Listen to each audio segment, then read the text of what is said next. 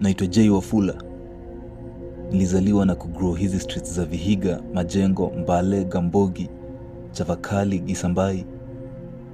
Life yangu na bro ilikuwa fiti sana.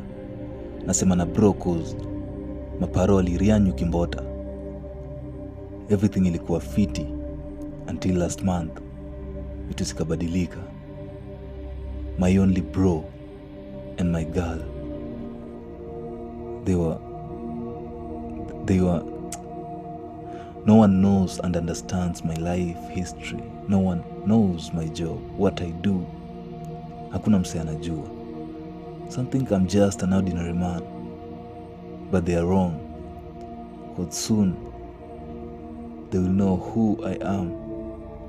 They will know who Jay Wafula is, because they just fucked up with my family.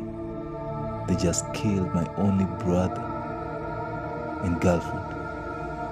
Wait a minute. Can you tell us what happened? I mean, can you be open and share the whole story? How did it start? What really happened?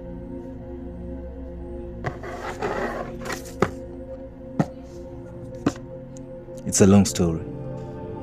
It was on 3rd of March 2021.